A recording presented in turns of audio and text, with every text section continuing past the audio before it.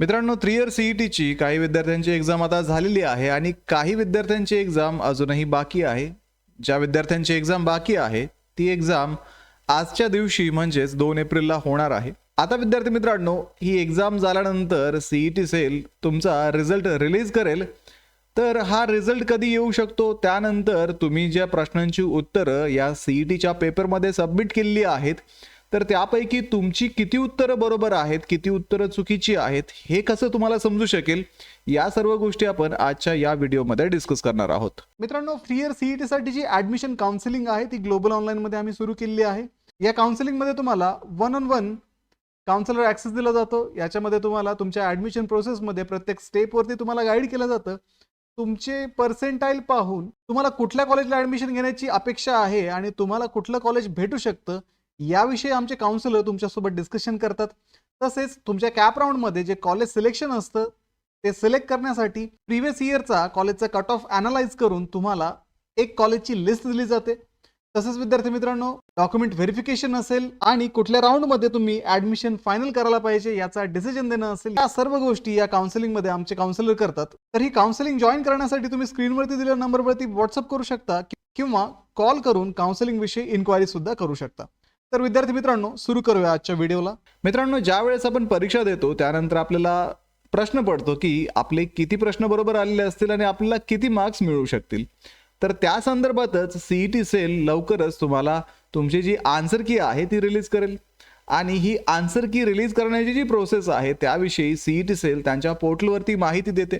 आपण जर मागच्या वर्षीच्या बाबतीत जर पाहिलं तर मागच्या वर्षी सीईटी जी होती ती 2 आणि 3 मेला झाली होती. 3 इयर सीईटी ही 2 आणि 3 मेला झाली होती आणि त्याच्यानंतर साधारणतः एका महिन्याच्या अंतराने म्हणजेच मे महिन्याच्या शेवटी म्हणजेच 28 मेला तुम्हाला तुमची आन्सर की सीईटी सेलने अवेलेबल करून दिली होती.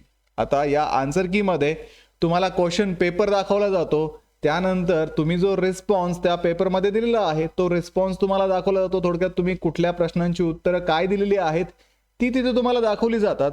त्यानंतर त्या प्रश्नांची उत्तरं काय आहेत ते सुद्धा तुम्हाला तिथे दाखवलं जातं, जेणेकरून तुम्ही कम्पेअर करू शकता की तुमची किती उत्तरं बरोबर आलेली आहेत आणि किती उत्तरं ही चुकलेली आहेत. तर त्यासाठी सीईटी सेल साधारणतः 2 दिवसांचा वेळ तुम्हाला देते.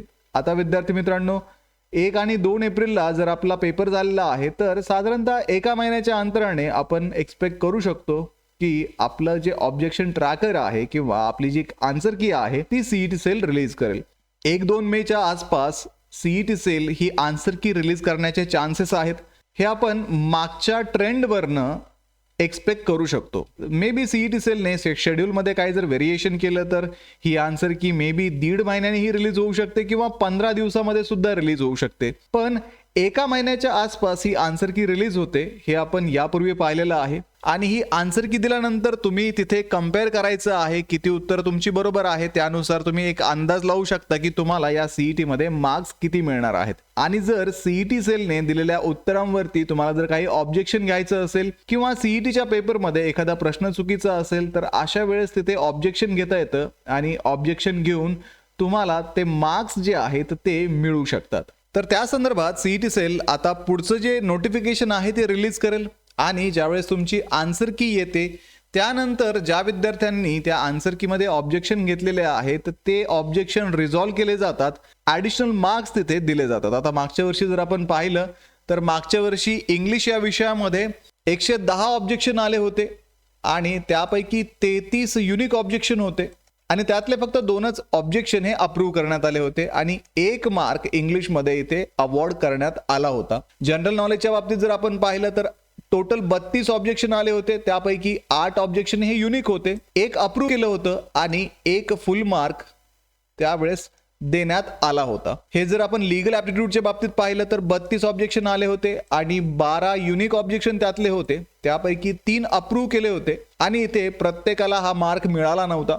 लॉजिकल अँड अनालिटिकल रिझनिंग मध्ये 76 ऑब्जेक्शन होते, त्यापैकी 23 युनिक होते, 3 ऑब्जेक्शन त्यांनी अप्रूव्ह केले, रिझॉल्व्ह केले, त्यामध्ये सगळ्यांनाच इथे मार्क्स देण्यात आले नाहीत. पण मागच्या वर्षी 2 मार्क्स जे होते ते सीईटी सेलने प्रत्येकाला वाढवून दिले होते कारण त्याच्यामध्ये सीईटी सेलची चूक होती. ठीक आहे विद्यार्थी मित्रांनो, तर अशा पद्धतीने ज्यावेळेस ऑब्जेक्शन रिड्रेसल येईल त्यावेळेस तुम्हाला सीईटी सेल कळवेलच. त्याच्यानंतर तुम्ही तुमची आन्सर की चेक करून तिथे ऑब्जेक्शन्स घ्यायचे आहेत आणि त्यानुसार सीईटी सेल ते ऑब्जेक्शन रिझॉल्व्ह करून योग्य तो निर्णय देऊन मार्क्स वगैरे देण्याची जी प्रोसेस आहे ते करते.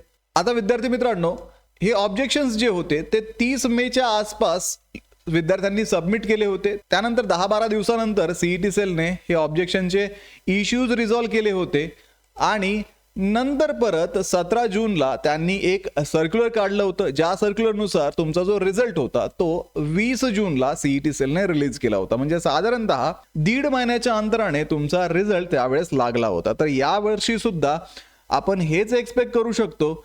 आपला जो पेपर आहे तो 1 आणि 2 एप्रिलला झालेला आहे. एप्रिल एंडला तुम्हाला आन्सर की मिळू शकते आणि मे महिन्याच्या 2ऱ्या किंवा 3ऱ्या आठवड्यामध्ये तुमचा रिझल्ट जो आहे तो सीईटी सेल रिलीज करू शकते. तर अशा पद्धतीने ही टाइमलाईन राहणार आहे आणि जसा रिझल्ट रिलीज होईल त्यानंतर तुमचे कॅप राऊंडसाठी रजिस्ट्रेशन सुरू होतात. आता मागच्या वर्षी आपण जर पाहिलं तर 20 जूनला त्यांनी रिझल्ट डिक्लेअर केला होता आणि 1 जुलै ते 15 जुलै या टाइम पिरियडमध्ये तुमचे कॅपचे रजिस्ट्रेशन सुरू केले होते.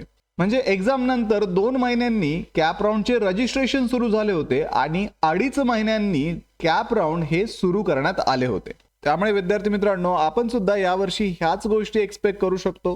परीक्षा 1-2 एप्रिलला झालेली आहे म्हणजे तुमची आन्सर की 30 एप्रिलच्या आसपास येईल. त्यानंतर 15 मेच्या आसपास तुमचा रिझल्ट डिक्लेअर होईल आणि 1 जूनच्या आसपास तुमच्या कॅप राऊंडचं रजिस्ट्रेशन सुरू होईल. 15 जून नंतर तुमचे जे कॅप राऊंड आहेत ते सुरू होतील. तर साधारणतः अशा पद्धतीने सीईटी सेल यावर्षी हे शेड्यूल फॉलो करेल असा एक अंदाज आपण आत्ता तरी लावू शकतो. त्यामुळे विद्यार्थी मित्रांनो, ही टाइमलाईन लक्षात ठेवा आणि तुम्हाला यानंतर कुठल्या विषयांवरती कुठल्या टॉपिकवरती व्हिडिओज हवे आहेत ते कमेंट करायला विसरू नका. कारण अजून प्रोसिजर खूप मोठी आहे. सीईटी झाली, यामध्ये अजून बऱ्याचशा गोष्टी असणार आहेत. आन्सर की असेल, रिझल्ट असेल, कॅप राऊंडचं रजिस्ट्रेशन असेल आणि ऍक्च्युअल ऍडमिशन असणार आहे. आणि या सर्व प्रोसेसवरती, या सर्व नोटिफिकेशनवरती मी नक्कीच व्हिडिओज बनवत राहणार आहे.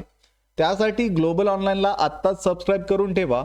व्हिडिओला लाईक करा, तुमच्या मित्रांना हा व्हिडिओ शेअर करा. भेटूया पुढच्या व्हिडिओमध्ये. तोपर्यंत ऍडमिशनची तयारी सुरू करा. थँक्यू.